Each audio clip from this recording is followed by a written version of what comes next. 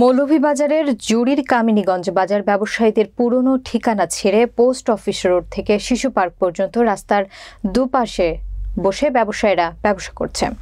এদিকে সরকার মোটা অঙ্কের রাজস্ব হারাচ্ছে, অন্যদিকে লোকজন দুর্ভোগ পোহাচ্ছে। এমন একটি সংবাদ গত 22 সেপ্টেম্বর বিভিন্ন গণমাধ্যমে প্রকাশের পর প্রশাসন নড়েচড়ে বসে।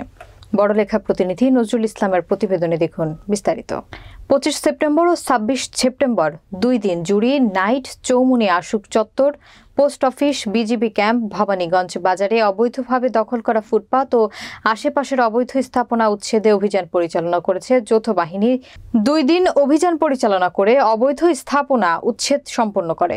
এই অবৈধ স্থাপনা উচ্ছেদ অভিযানে উপস্থিত ছিলেন জুড়ি উপজেলা প্রশাসনের নির্বাহী ম্যাজিস্ট্রেট ও জুড়ি উপজেলা সহকারী কমিশনার ভূমি সানজিদ আক্তার, সেনাবাহিনী, পুলিশ ও স্থানীয় ইউপি চেয়ারম্যান মাসুম রেজা।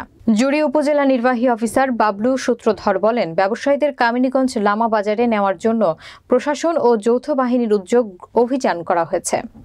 অভিযানের পর যারা অবৈধভাবে ফুটপাতে ব্যবসা করবে তাদেরকে জেল জরিমানা ও আইনের আওতায় আনা হবে।